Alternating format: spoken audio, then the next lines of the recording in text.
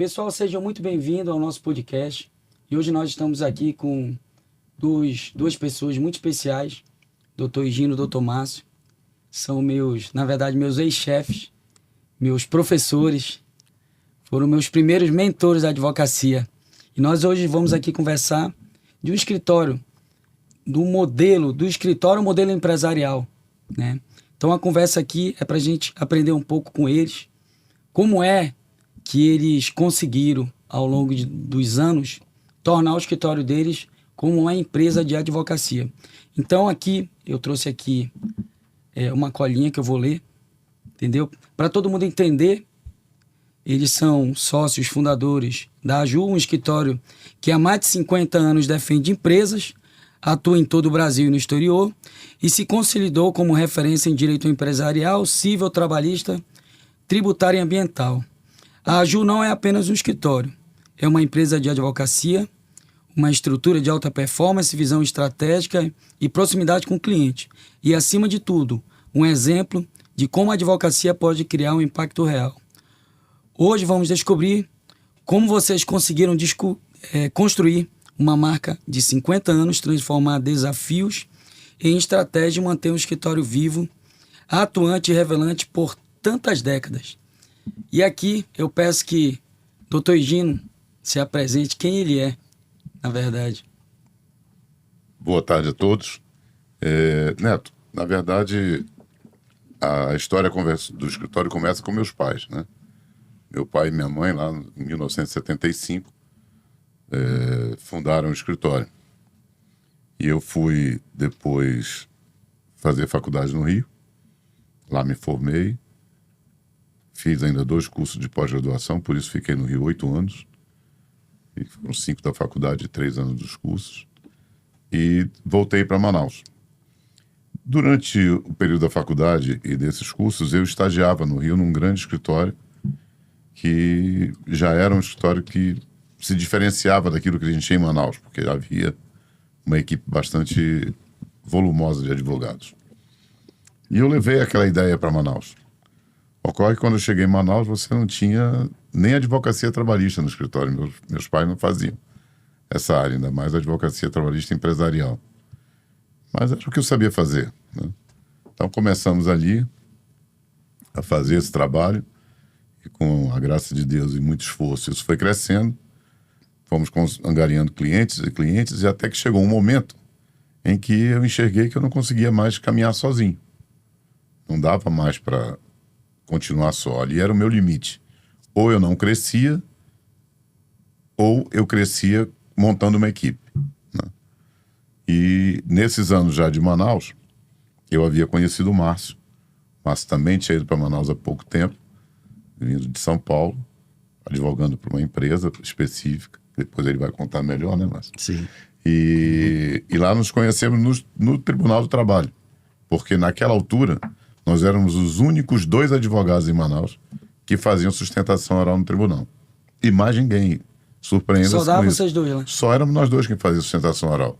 As pessoas não tinham esse hábito. Hoje não, você vai para sustentação oral, tem uma lista de advogados lá. Mas naquela altura só nós 2 fazíamos sustentação oral. E nos conhecemos ali.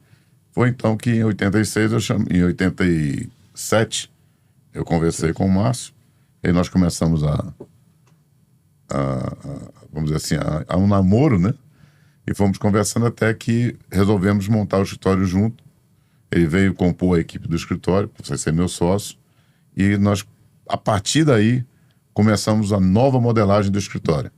Porque logo em seguida veio a minha irmã, e logo em seguida nós fomos chamando outras pessoas, formando a equipe, e sempre com a ideia de crescimento. E essa foi uma ideia que sempre nos motivou e nos motiva até hoje.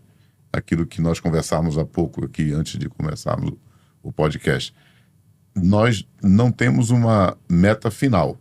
Ao alcançar uma meta, se estabelece uma nova. E nós hoje estabelecemos exatamente uma nova meta. Calma que a gente vai chegar na nova meta. Não fala ainda não. Ainda vamos chegar lá, você já está lá no... Calma um pouquinho aí. Então é isso. Quer dizer, na verdade, é assim que a minha parte da história, né? E estamos aqui hoje com 41 anos de advocacia. Formei em 84. E seguindo em frente e esperando que ainda possa seguir por muitos anos. Mas aqui já fica digamos assim, a gente já consegue identificar que na época, o fato de só vocês fazerem a sustentação oral, já tinha um diferencial. Ah, sim. Isso já conta muito, né? Ah, sim. Principalmente na época, se ninguém fazia, os dois fazem, então... Mas sabe exatamente isso? Eu acho que era a visão que nós tínhamos da profissão diferente de alguns colegas. Nós tínhamos uma visão da nossa profissão exatamente de aquilo ali. Nós tínhamos que fazer advocacia de excelência. Como é que eu faço advocacia de excelência? Ocupando todos os espaços necessários para manifestar o meu posicionamento, a tese que eu defendo. E um espaço espetacular é a sustentação oral. E por incrível que pareça, até hoje, nós fazemos sustentação oral em todos os processos que são de alçada do escritório. As turmas do nosso regional são 3, as segundas-feiras, as terças e as quintas.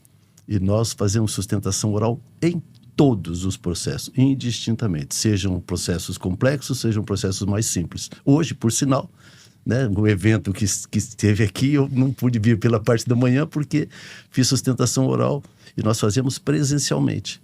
Hoje, lamentavelmente, por estarmos aqui em São Paulo, fiz sustentação de forma virtual. E esse diferencial do escritório que já perdura aí tantas décadas, né, nos faz realmente, nos engrandece muito mais, Neto, com certeza. E você já sabe, você esteve conosco lá. Né, 13 anos. 13 anos, e recentemente nós dividimos a tribuna, coincidentemente você de um lado e nós, evidentemente, de outro, defendendo nossos respectivos clientes, né? Agora, doutor Márcio, o doutor Gino, ele explicou de onde ele veio, e o senhor, porque eu sei que o senhor encontrou ele lá no seu trabalho, mas sim, antes disso, de onde é o doutor Márcio? Quem ele é? Bom, o doutor Márcio sou oriundo de Cajuru, interior de São Paulo, né? Cidade muito pequena, mas então eu estou próximo a Ribeirão Preto.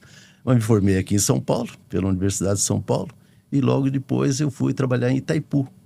Trabalhei junto ao jurídico da construção da Itaipu, pela Unicom, União de Construtoras, que englobava na época era Camargo Correia, Setenco, CBPO, Andrade Gutierrez e eram 5 as grandes empresas, Mendes Júnior.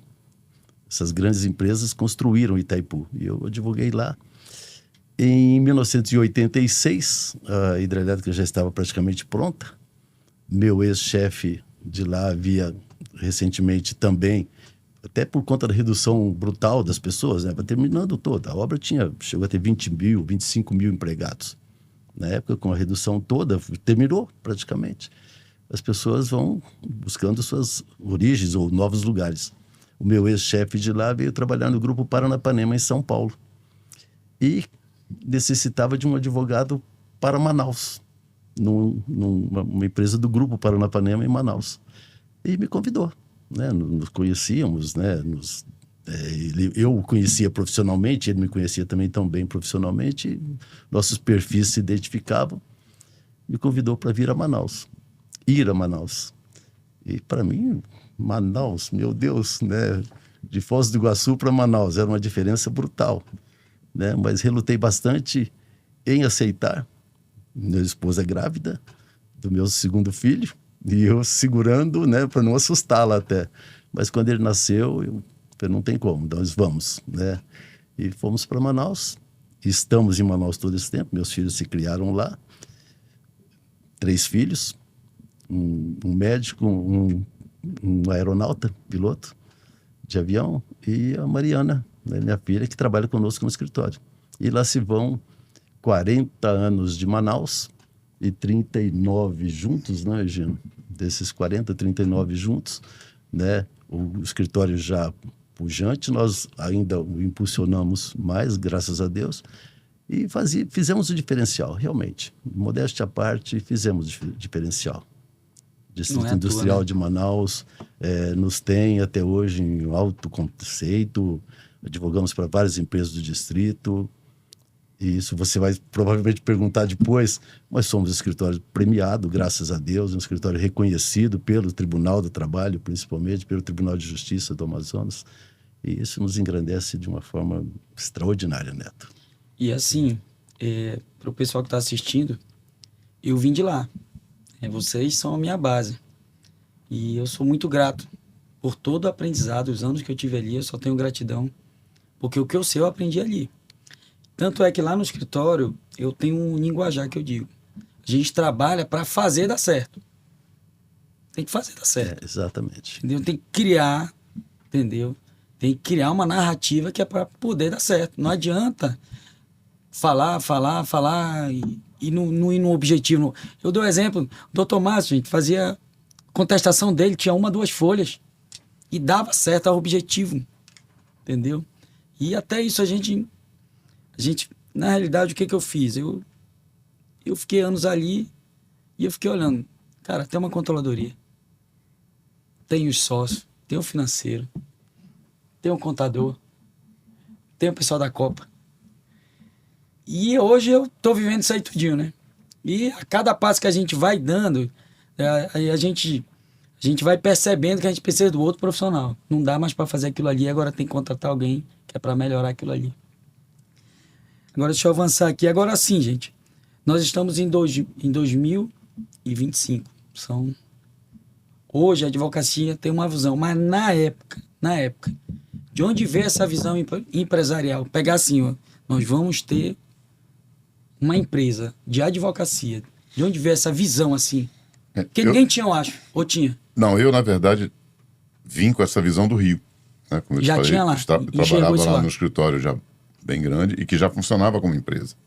Né? Já tinha característica de um escritório-empresa. Ainda não era da forma como é hoje. Né? Por exemplo, nós não existíamos no escritório controladoria naquela altura. Nem se falava nisso. Mas já era um esboço, um embrião de um escritório-empresa. E eu vinha com essa ideia de lá, não, eu tenho que ter um escritório-empresa, um escritório que cresça. Por quê? Porque na medida em que eu aumente a equipe, eu passo a ter tempo livre. Quando eu tenho tempo livre, eu capto mais. Se eu capto mais, eu gero mais clientes, eu gero mais receita. Se eu estiver ocupado em fazer peças pequenas e atos pequenos que eu posso ter gente para fazer para mim, eu vou ter tempo livre. Se eu não tiver tempo livre, eu vou ter que estar fazendo essas coisas e vou perder cliente. Então, a minha ideia sempre foi essa. E, graças a Deus, quando o Márcio veio trabalhar conosco, veio se juntar comigo, se tornou sócio, ele também compartilhava dessa ideia. Né? E, então, a vida inteira nós trabalhamos sempre querendo crescer mais.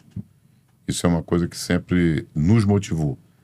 Não havia estagnação, não havia satisfação plena, entendeu? Não há, como eu te disse há pouco. Chegamos aqui, agora vamos mais adiante. E acima de tudo, Neto, complementando tudo que o Egino falou, determinação. É fundamental que você tenha determinação em tudo que vai fazer, tudo. Você não pode, ao primeiro revés, você desanimar. Porque os reveses existem a todo instante. Eles existem mesmo. Os reveses existem, reveses processuais, reveses na vida da gente. E nós temos que ter a determinação de superá-los. A cada revés, a luta ser maior para que eu possa superá-lo e ali na frente eu me tornar o vencedor.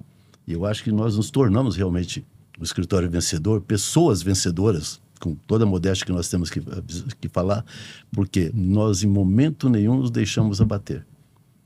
Por mais adversidade que possa ter ocorrido de qualquer forma, nós superamos todas elas, graças a Deus.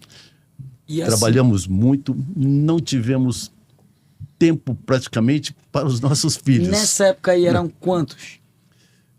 Nós dois nos encontrávamos no escritório por volta de 6 horas da manhã. Incrível que pareça, acredite, mas era. Até antes disso. E não tínhamos hora para terminar. Não havia hora para terminar. E hoje a gente tem internet, tem inteligência artificial, computador. E não tínhamos nada disso. A gente não precisa sair do escritório. Naquela altura, nem computador havia. Era máquina de escrever e ainda manual, hein? A máquina elétrica veio depois. Aí eu tinha uma IBM não, elétrica. Para se manifestar tinha que pegar a carga do processo. Sim, claro. Tudo físico, Neto. Tudo físico.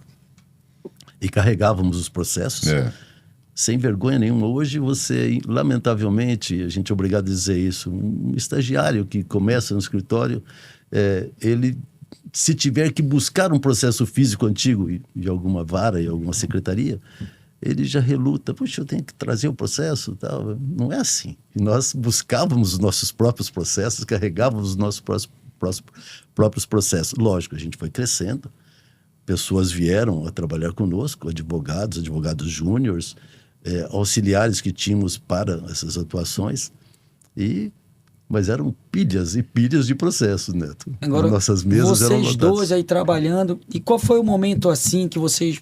Peraí, a gente trabalha com empresas, sempre foi empresa? Sempre foi empresa? Sempre. A gente precisa, para atender, a gente precisa de uma estrutura, de uma equipe. Como é que foi? Foi assim, contratar para ganhar dinheiro ou ganhar dinheiro para contratar? Na verdade, Como nós sempre demos o passo antes, né? Porque a coisa...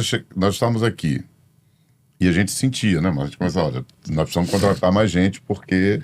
Mas tinha dinheiro em caixa para isso? Nós vamos contratar mais clientes e não vamos ter pessoal para atender. Bom, mas como é que é? Vamos fazer, vamos arriscar. Aí ia lá, aumentava a equipe, vinha mais gente. Entendeu? Vinha mais clientes. E nós estamos repetindo ainda essa tática, porque deu certo. Deu certo. Entendeu? Graças a Deus, né? Deu certo, porque tu imagina o seguinte, um cliente nos procura hoje.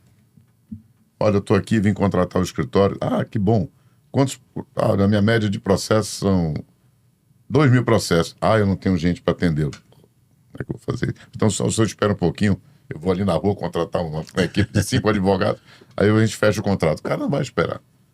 Entendeu? Se eu quero crescer, eu tenho que estar preparado. Hoje o escritório tem 50 anos. 50 anos.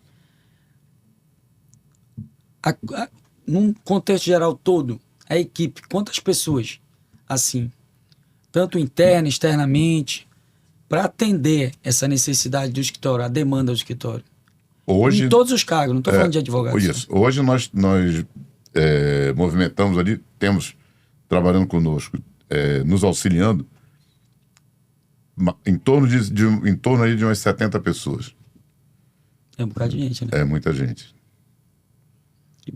É muita responsabilidade. Poder-se-á indagar, puxa, em São Paulo tem escritórios com 1.000 pessoas, tal. Sim, pode ter. Mas nós estamos falando Manaus, que é a nossa sede Manaus, dali para tantos outros lugares, mas nossa sede Manaus e o nosso trabalho principal é Manaus. Então, Manaus é uma cidade pujante, né, com toda a indústria, com todo o comércio que tem. Então, você não pode imaginar também um escritório com 200 pessoas, 300 pessoas, mas um escritório com cerca de 70 pessoas, mais ou menos. 70 pessoas. Entre advogados e auxiliares diretos e pessoas que estão atuando indiretos. Eu conhecendo vocês como eu conheço, eu sei que são 2 momentos, né? Como o doutor Gino falou. Daqui para frente agora é outro desafio. O momento anterior, né? Eu acredito que até a equipe, a forma de trabalhar, a forma de lidar com a equipe, porque assim, equipe é um desafio, né? A gestão, né? Que a gente estava conversando aqui. Contratar, treinar, motivar, reter, né? Eu acredito que era de uma forma antes e vai vir um novo momento porque as pessoas estão mudando, né? Hoje em dia, a gente percebe que é diferente, como o doutor Márcio falou de um estagiário. É uma nova era, né? Você tem... E como é que vocês estão lidando com essa nova era, doutor Gino? Nos preparando para viver nela, né? Hoje, por exemplo, nós estamos voltados para fazer um investimento estupendo em IA. Nenhum escritório vai sobreviver sem IA. O senhor acha que a IA ela vai substituir o advogado? Vai. Não tenho dúvida. Não na essência. Sim. Mas, por exemplo, na quantidade de profissionais para fazer um trabalho, vai reduzir a necessidade.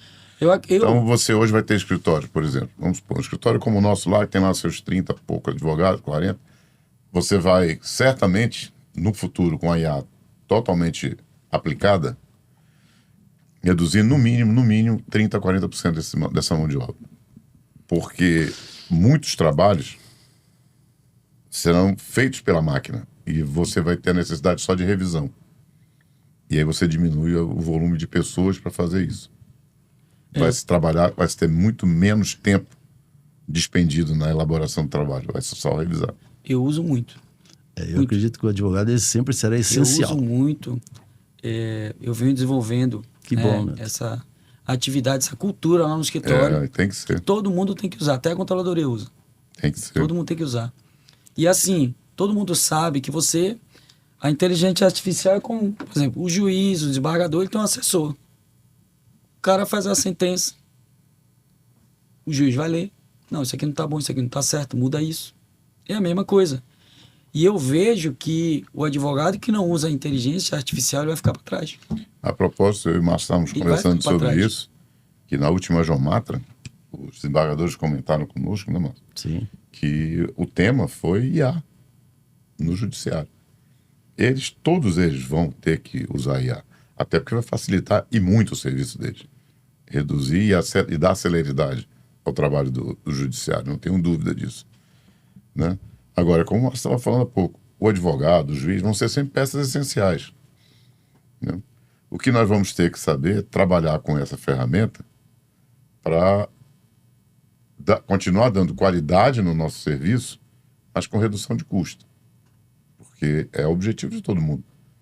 Você continuar produzindo um serviço de qualidade, sem perder nada, talvez até ganhar, mas reduzir custo. Porque no final, o que interessa para qualquer atividade é resultado. E resultado é receita menos custo. Uhum. Quando você tem uma inteligência artificial já bem treinada, que você já treinou ela, é muito rápido, cara. Tu tá ali terminando um prazo, alguma coisa que você tem que entregar naquele momento, que não dá para parar e vem um outro cliente e já pede alguma coisa que precisa de ser imediato. É muito rápido. Uma análise de contrato. É lógico que o relacionamento humano não será superado, né, Neto? Em momento nenhum. Você pega o e-mail da dúvida. Mudando o assunto. Porque tá tendo um assunto aqui, né? Joga esse aqui. Ele já entende. Ele já te traz, ele te pega. Mas eu acredito, até contrariando um pouco o que o Gino disse, eu acho que a inteligência artificial não superará o relacionamento humano. Ela vai resolver com muito mais facilidade, com muito mais a profundidade até determinados problemas, determinadas condições que sejam propostas a ela. Mas o relacionamento humano será sempre essencial. É você olhando frente a frente com o seu cliente, é o seu cliente confiando em você, da pessoa, naquilo que ele sabe de você, quem você é, o que você está propondo a ele e aquilo que o seu escritório apresenta e a performance que você tem ao longo do tempo. Quem é você, sua conduta. Então, isso será essencial. Né? Então, lógico, será através do relacionamento humano, através daquilo que a gente está dizendo para o nosso cliente, que o nosso cliente confiará na gente e para com que o escritório cresça, com que o escritório estabeleça, atenda aqueles interesses dele. Né? Mas aí, de fato, será muito, muito importante, muito. A ponto de, como o Gino mencionou, na Jomatra, na jornada de magistratura trabalhista, recentemente encerrada, há cerca de uns 20 dias, o tema foi IA. Sentenças serão feitas por inteligência artificial, já Neto. Estão sendo feitas inúmeras. Audiências quase serão feitas. O juiz, lógico, ele será o mediador de um processo. Mas o IA vai praticamente definir condições. Evidentemente, ele terá que dar as diretrizes, porque senão também o próprio juiz será uma peça dispensável. Não tem sentido. Né? A justiça será sempre feita por homens, né? Claro. E uma coisa que eu acho importante, até para esclarecer o que foi colocado antes também, é o seguinte. O objetivo da IA no escritório não é reduzir pessoal. É criar um espaço de tempo para essas pessoas, para que a gente possa crescer sem novas contratações. Inclusive produzir mais. Exatamente. Então, o que eu vejo hoje no IA, pelo menos na IA, para o nosso escritório, o nosso objetivo é não tirar quem está lá conosco, mas criar mais tempo para essas pessoas, para que eu possa contratar, captar mais. E sem sombra de sem dúvida. Precisar contratar. Ou seja, amanhã apareceu aquele cliente lá de 2.000 processos, eu digo, não posso lhe atender assim, com o meu pessoal que eu tenho. Por quê? Porque o volume de trabalho dessas pessoas abriu um hiato de 30% que pode ser ocupado. Por quê? Porque a IA facilitou. Então, se você tiver essa visão, que eu acho que é essa a visão correta para quem pensa o escritório como empresa. Eu vou só reduzir custos. Não, não é assim. Isso é uma economia antiga. Eu tenho que estar pensando em reduzir custos sempre, mas desde que essa redução de custos seja para avançar e não para retroagir. Entendeu? Para retroceder. Então, a equipe, não é você diminuir a equipe. Se a tua equipe é boa, por que eu vou diminuir? Vou perder profissionais bons que eu levei anos para formar? Jamais. O que eu quero dizer é, com isso eu contrato mais, sempre capto mais clientes sem precisar contratar mais pessoas. Acho que a IA tem essa finalidade hoje, na minha visão. Agora, doutores, tem algo que hoje em dia eu prezo muito, e eu quero saber o que vocês acham desse sentido, uma das perguntas que eu sempre tive vontade de fazer para vocês, porque quando eu trabalhava lá na Ju, eu tive vários momentos, vocês me conhecem, mas teve um momento que eu disse, cara, eu preciso construir uma imagem, eu preciso melhorar minha vestimenta. Comecei pensando assim, eu preciso melhorar as minhas petições, preciso melhorar em audiência, eu preciso melhorar como profissional, porque eu só vou crescer lá fora se eu crescer aqui dentro. Porque o que eu faço aqui, lá dentro, se eu faço mal feito, por mais que a gente pense assim, eu trabalho aqui, não é para mim.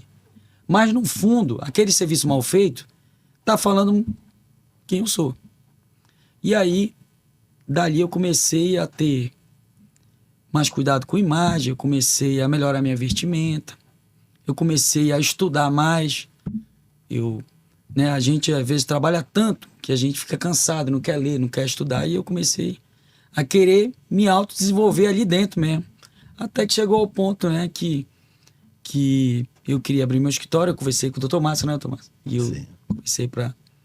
Mas o que vocês acham? O que vocês pensam sobre imagem? Vocês têm cuidado com isso? Essa imagem do Dr. Higino, profissional que ele é, o Dr. Márcio, a imagem com a preocupação tanto de atrair novos clientes e os clientes que tem com você hoje. Tipo assim, doutor, o cliente vai lá com o senhor bota o melhor terno e vai atender ele para reunião. A primeira reunião fechar o contrato. Fechou o contrato. Na outra reunião o senhor já não vai mais assim. Não, absolutamente. É impossível, Neto. É impossível. Você tem que ter... Eu acho que, inclusive, nós, advogados, nós temos que ter... Perante nós temos que ser espelho. Nossos clientes têm que olhar na gente, sentir confiança, sentir que realmente eu estou tratando com um profissional competente, um profissional que está... Ele não pode ostentar simplesmente a imagem. A imagem é importantíssima. Eu não posso ir trabalhar com uma polo. Me perdoe aqueles que pensam assim. Vai trabalhar de polo, calça jeans? Não, nós advogados temos que trabalhar de terno, de gravata. Né? Às sextas-feiras, vamos nos poupar? Vamos nos poupar. Todo mundo está um pouco se poupando às sextas-feiras. A gente se poupa um pouco mais. Mas se eu vou visitar um cliente em qualquer momento, se o cliente vai ao nosso escritório em qualquer momento, nós temos que mostrar tudo aquilo que nós somos. E nós mostramos, a aparência é muito importante. Lógico, a credibilidade vem acima da aparência. Mas ambos eu acho que caminham juntos. Não pode nunca você ter uma belíssima aparência se você não tem credibilidade. Se você não passa ao seu cliente aquele respeito que você tem para com ele, a preservação do nome do cliente, acima de tudo. Nós temos que ter isso, o advogado tem que ter isso em mente sempre, jamais se afastar. Eu estou representando uma empresa perante a justiça. Eu tenho que dar o melhor de mim perante essa empresa, seja pela vestimenta, seja pelo meu conhecimento, seja pela minha determinação, pela minha luta em relação àquilo que possa atingir os objetivos do cliente. Porque a gente lida com valores, né? A gente lida com dinheiro. Uma ação perdida, entre aspas, ou perdida de uma forma, ou uma ação que você é vencido na ação, é um ônus que existe para o cliente. Uma ação vencida é um ônus que é passado para o outro lado e você se sente extremamente vencedor. Você poupou um cliente de alguma coisa, isso é fundamental. Você transmite respeito e credibilidade. Eu penso assim, a vida inteira vai ser assim. Eu serei eternamente um chato, um determinante, sabe? Eu transijo, às vezes, brigo com o pessoal do escritório, porque nós não podemos, de forma nenhuma, esquecer que estamos aqui por um único propósito: representar nossos clientes com a maior dignidade do mundo. E o nosso escritório, graças a Deus, sempre, todos os profissionais... E os clientes merecem, né? Merecem, claro, O cliente, ele merece e nossos advogados, e você é exemplo disso. Quanto que você lutou, quanto que você esteve lá para representar dignamente os nossos clientes. E luta até hoje, agora, através do seu escritório. Graças a Deus. E nós podemos nos sentir extremamente honrados de saber quantos profissionais estiveram no nosso escritório e hoje são advogados vencedores em seus respectivos escritórios. Olha. E ali eu percebi o seguinte. Na época eu vi uma frase que eu nunca vou esquecer, eu vou levar para mim com o resto da vida. Você nunca vai ter uma segunda chance para causar uma boa primeira impressão. Olha aí. Eu nunca esqueci disso. Que interessante mesmo. Mas é verdade. E o papai me dizia: meu filho, a sua vestimenta, ela chega antes de você. Ela já fala quem você é. Mas é importante, Neto, isso é verdade, não tenha dúvida. A aparência, ela diz muito. Porque você imagina, pode até não ser, né? Você pode ser um excelente profissional, mas você enxerga no escritório. Tem lá aquele sujeito com a barba por fazer, o cabelo todo embaraçado e tal, a roupa toda poída, você vai ficar, poxa, peraí. Ele pode até ser excelente, mas a primeira impressão é muito ruim.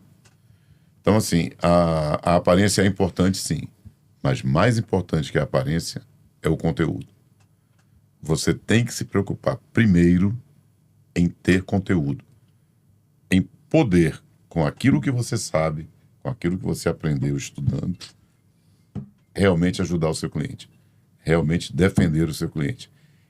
E diante do seu conteúdo, você vai ter a coragem de dizer para o seu cliente, inclusive, que ele está errado.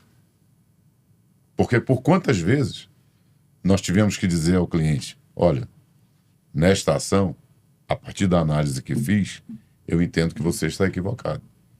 Nós temos dois caminhos: ou fazer um acordo, ou tentar ganhar um tempo para minimizar o seu prejuízo. Mas você não tem possibilidade de sucesso. Você só pode dizer isso quando você tem segurança daquilo que você sabe. E para ter essa segurança, amigo, estudando muito, sem parar, a vida inteira. Isso é um conselho que eu dou a todos os colegas, do que está iniciando aos mais antigos. Porque os mais antigos sabem, não podemos parar de estudar nunca. Todos os dias aprendendo. Todo dia é um aprendizado novo. Legal. Doutor Gino e doutor Márcio, me diga uma coisa. Vocês sabem que o advogado, eu já passei dessa fase, graças a Deus. Ele tem medo de cobrar honorário. Fica Esse nervoso. É um problema que eu nunca tive. Mas eu tive quando eu comecei. Eu ficava... Eu não me achava, sabe, certo ou digno de cobrar. E embora eu soubesse fazer, eu sabia que eu dei resultado, mas eu tive que trabalhar isso. E isso existe muito na advocacia. Porque a cultura do brasileiro, ele não gosta de pagar advogado. Só que quem tem o discernimento de entender que tanto o advogado, o contador, um corretor de imóveis, ele vai poupar ali o seu tempo para você não perder dinheiro. O advogado, o serviço que ele faz, né, ele faz você economizar dinheiro. O contador da mesma forma. Quando vocês cobram honorário? Porque deixa eu responder em pouquíssimas palavras. Como o Higino cobra os honorários, porque dentro do escritório nós dividimos. Eu não. O cliente pode até estar comigo, me procurar a mim pessoalmente. Um momento só que nós vamos verificar. Porque aqui realmente a parte financeira do escritório sempre será. Como é, doutor? Cobrar os honorários justos. Aquilo que realmente aquilo que o seu serviço merece, que o sabe que vai entregar. Pois é, Neto, é exatamente isso. É ter a certeza de que aquilo que eu estou cobrando é a contrapartida justa pelo trabalho que eu vou entregar. Então, se eu tenho a consciência de que eu me preparei a vida inteira para produzir um trabalho de excelência, eu não posso cobrar qualquer coisa por isso. Pois se eu fizer assim, eu vou até desvalorizar o meu trabalho. O próprio cliente vai dizer: poxa, tão barato. Então você tem que cobrar aquilo que você tem a sensação de que vai realmente remunerar o esforço que você fez a vida inteira para produzir a defesa de um cliente, entendeu? Para atuar na defesa de um cliente. E é por isso que eu sempre digo, eu valorizo muito aquilo que nós fizemos a vida inteira para estar onde estamos. Por isso que tem um preço. E é um pouco mais caro do que a maioria se tem no mercado, sim. Mas a gente garante uma qualidade diferenciada que também. Vai entregar, né? Sim, com certeza. Agora... Neto, até não lhe interrompendo, mas até no complemento daquilo que o Gino está dizendo, e lamentavelmente o mercado muitas vezes está tão, talvez saturado até eu diria, de profissionais que não se valorizam e cobram valores que são muito aquém de uma realidade, vilipendia o trabalho dos outros. E às vezes, felizmente conosco não acontece, mas aquele cliente que deixa de estar bem assistido porque ele tem medo de remunerar aquele maior, porque alguém lhe ofereceu infinitamente menor um valor, mas ele não vai, em contrapartida, não vai dar o trabalho, não vai estabelecer as diretrizes que tem que ser e tal, e o cliente será prejudicado. Infelizmente, isso cliente existe. Já voltou com uma condenação. Eu tive que cobrar mais caro. Exatamente. Porque eu vi que tinha uma anulidade, dava para anular. Não, mas pô, eu digo, não, agora eu vou começar de trás para frente. Eu ia começar da frente para trás, agora eu vou anular, voltar, refazer tudinho, vai dar mais trabalho agora. Porque tem uma máxima no direito que se fala, você finge que trabalha, eu finjo que lhe pago e você finge que trabalha, né? Então, lamentavelmente, se houver essa condição, quem cobra muito barato finge que trabalha. E aí o resultado é catastrófico lá na frente, infelizmente. Nós tivemos agora, recentemente, tem coisa de 2 ou 3 semanas, uma situação no escritório, que um cliente nos procurou com uma ação, e ele queria que nós produzíssemos a defesa lá da empresa e tal. E era uma demanda tanto quanto complexa, envolvia questões de doença ocupacional, uma série de coisas. Enfim, a demanda, os valores envolvidos eram em torno de R$400 mil. Eu apresentei lá uma proposta para eles, e a proposta é bem razoável, né? No valor de R$50 mil, com um valor de entrada, um parcelamento e tal. Enfim. E um percentual no êxito. Ele me respondeu, me ligou depois, dizendo o seguinte: doutor, puxa vida, olha, eu gostaria muito de fazer com vocês, mas eu tenho aqui um advogado que me fez uma proposta de 8 mil. Metade agora e metade quando sair a sentença. Eu falei, não, realmente, diante dessa proposta você pode, acho que você deve ficar com... Não tem como eu... nem tem como combate, conversar. Né? Não tem como conversar. Bom, quando foi agora nós viemos para cá na sexta-feira passada, essa pessoa me ligou. Poxa, doutor Edinho, tão assim, que foi que nós fomos condenados. E quase 100% do que o sujeito pediu. Eu digo, é mesmo? E agora, eu posso ir aí com o senhor? Eu disse, olha, infelizmente, nesse momento, porque havia uma questão na atuação que para mim era fundamental. Se ela não foi colocada na defesa, eu não tenho o que fazer. Você pode me mandar a defesa? Ele me mandou. Eu fui ver, não tinha. A matéria mais importante não estava na defesa. Um barato que saiu caro. Aí eu falei, olha, eu não tenho... Nem vou te dizer que vou pegar para fazer o recurso e seguir, porque não vai ter êxito. E eu vou te cobrar agora caro para seguir um processo que não vai ter mais resultado. É melhor você pegar esse dinheiro e tentar um acordo com a outra parte. Então, desse nível. Quer dizer, o mercado tem muito isso hoje, entendeu? Eu não sei o que motiva uma pessoa a se desvalorizar tanto, mas certamente nesse caso a gente está falando exatamente daquilo que ela podia entregar, né? Que era um trabalho deficiente. Doutor, como eu falo, né? Eu acredito que nós estamos em 2 momentos. Qual foi, gente, o maior desafio que vocês já enfrentaram? E qual é o maior desafio atual para o escritório? O maior desafio que já enfrentaram? Olha, eu vejo assim, na minha visão, o maior desafio para mim foi iniciar em Manaus um escritório com a estrutura que a gente montou. Porque durante algum tempo eu ouvi que eu era louco. Desde o dia que cheguei lá, para fazer advocacia trabalhista empresarial, eu ouvi que era louco.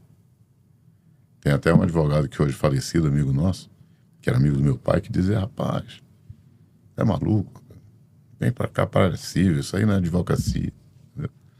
Então o maior desafio que eu tive no início foi mostrar para as pessoas, mostrar para o mercado que havia sim um trabalho a ser realizado naquela área e depois, quando comecei a me firmar sozinho, mostrar para o mercado que não era só o Higino, era uma equipe que precisava fazer aquele trabalho. E que essa foi, e ainda é, até hoje, a nossa maior luta. Porque apesar da equipe que formamos, ainda há muitos clientes que só se sentem seguros se falarem comigo ou com o Márcio. Entendeu?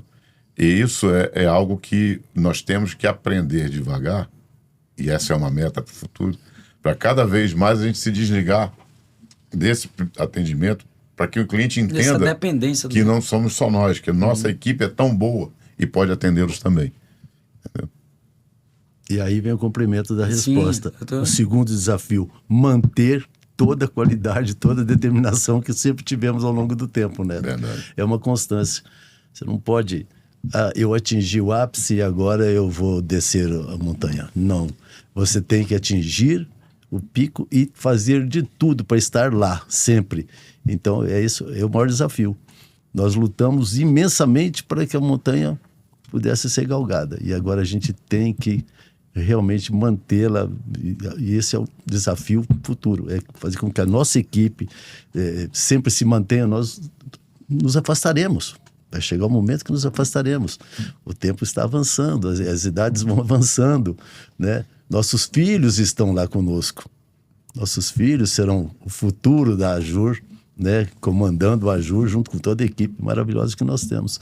Então, manter essa qualidade, manter a determinação e a pegada. E graças a Deus, eles têm o mesmo sangue que corre na nossa veia, corre na veia deles, assim, com aquela vontade, aquela garra, aquela determinação, Neto. Arrepia de falar. Legal. Se arrepia mesmo, né? Com emoção de pai, né? Com emoção de tio, né? E saber que é um desafio.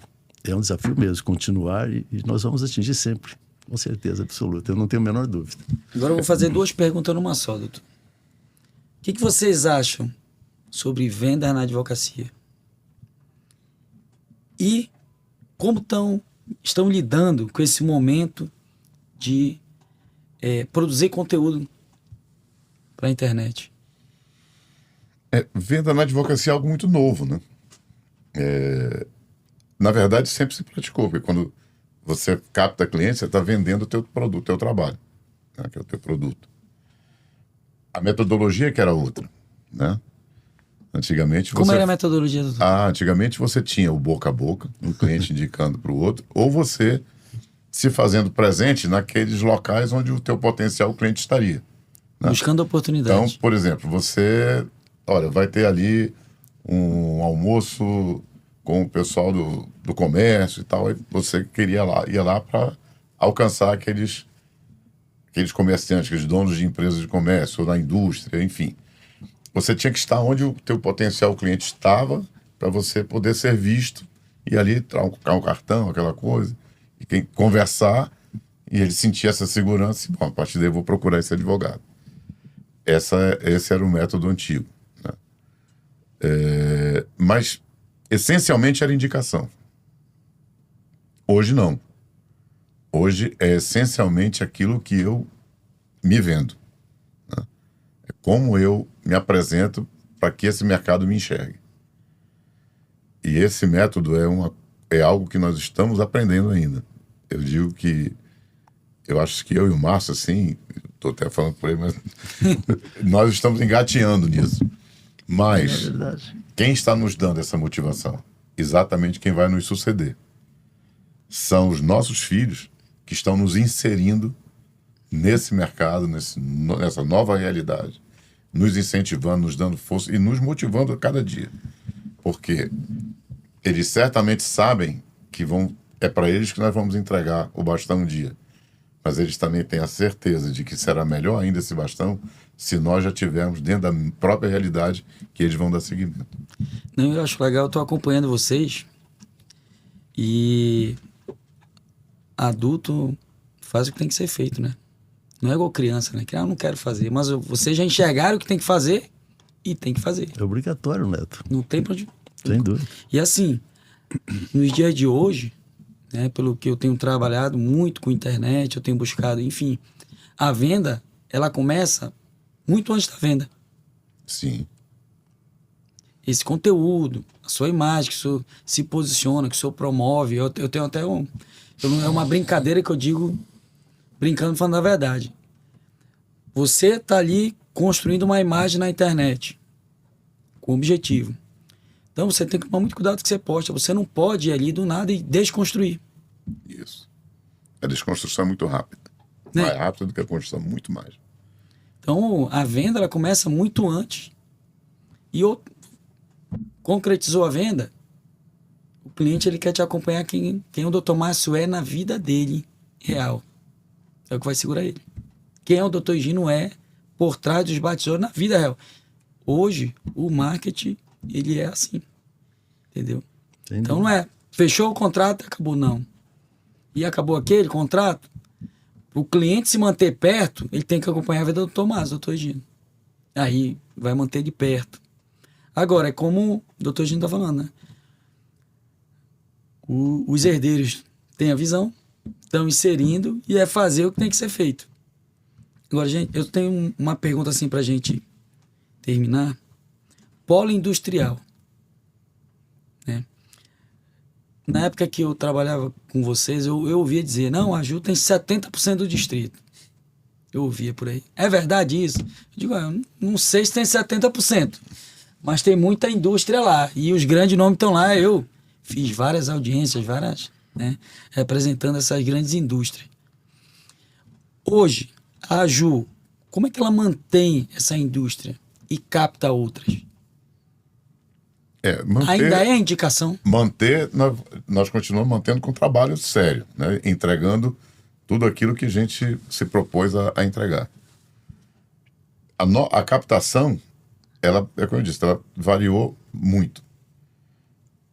Você ainda tem indicação, sim, claro. As pessoas conversam ainda. E uma ou outra diz, olha, tem um história muito bom lá que trabalha conosco. Isso ainda existe. Seria absolutamente assim, uma inverdade dizer que isso não existe. Mas tem a captação agora com esse novo mercado, né, de exposição. Que as pessoas estão procurando... Vocês acham que esse novo mercado, a Ju está ali, consolidado, distrito, que o novo mercado pode direcionar um outro escritório que não tenha a mesma experiência que a Ju? Pode, sim, por que não?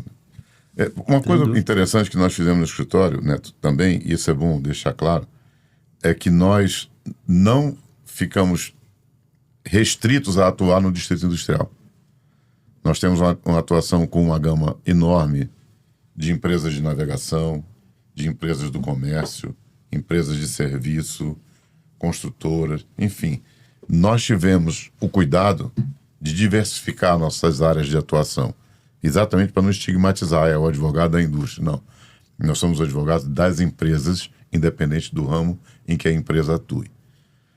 E, com relação ao distrito industrial, e, na minha opinião, não só o distrito, mas toda a Manaus, a partir de 2032, nós vamos ver daqui até lá, e de lá, sobretudo, em diante, um boom muito grande no Distrito Industrial de Manaus. Por quê? Porque com a reforma tributária, a partir de 2032, só quem terá isenção fiscal seremos nós. Você vê o volume de consultas que a Suframa tem recebido, é uma coisa absurda. Este ano, 50 novos projetos de novas indústrias aprovados. Não foi ampliação do que está lá, não, tá? 50 novas que vão começar a se instalar no ano que vem aqui. Então, com certeza, nós temos que nos preparar para que essas indústrias nos enxerguem, além das indicações. Porque, como são novas lá, pode ser também que não conheçam ninguém. Sim. E vão buscar outras alternativas, outros meios de conhecer quem são os profissionais daquele mercado. Entendeu? Legal. Última pergunta. De verdade agora. O que vocês têm a dizer ao advogado que tem um sonho de crescer como um escritório empresarial? Qual o conselho que vocês dão primeiro? Bom, nunca desistir do sonho, esse é fundamental. Para que ele se torne realidade, você tem que batalhar muito. Ele vai se tornando realidade aos poucos, Neto. Nenhum sonho se realiza da noite para o dia, nenhum.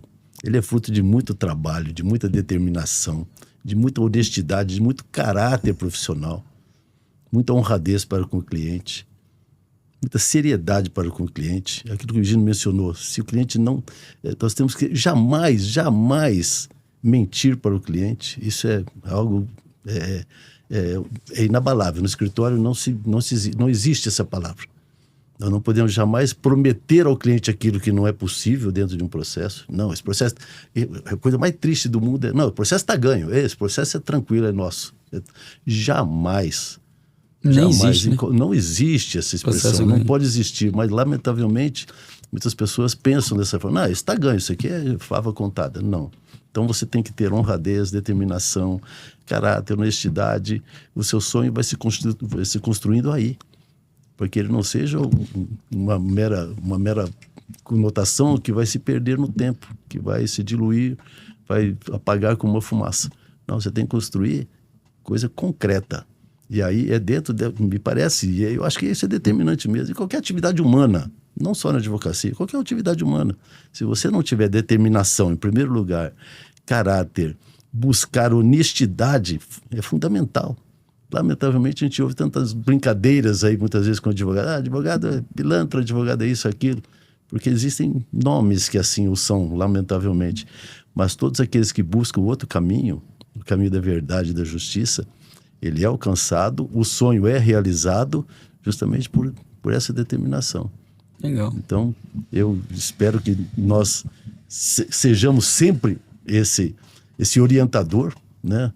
Graças a Deus, o Eugênio mencionou também, e eu ratifico de novo, nós somos referência. Com toda a modéstia do mundo, nós somos referência, sim. Sim. Como tantos outros profissionais são referência, milhares são assim, o são. E lá na nossa terra, nós podemos dizer que nós somos. Temos o respeito do judiciário, temos o respeito dos colegas, temos o respeito de empresas. Por quê? Porque o nosso sonho foi construído em cima de pedra, não foi sobre a água. Legal. É isso aí. Determinação, meu amigo. Se você tem um sonho, seja determinado para realizá-lo. E determinação é dedicação e saber, como o Márcio acrescentou aqui, não se realiza um sonho profissional de um dia para o outro. Sonho que se realiza de um dia para o outro é loteria esportiva. Mega Sena, que você, num dia do outro, sai e fica bilionário. Mas trabalho é dia a dia. É pedra sobre pedra. Mas assim, doutores, eu quero agradecer a vocês por aceitar esse convite. Né? Quem diria que depois de, acho que 20 anos, não lembro, estaremos hoje sentados aqui na Faria Lima, batendo esse papo legal. Eu quero agradecer a vocês de coração por aceitar esse convite.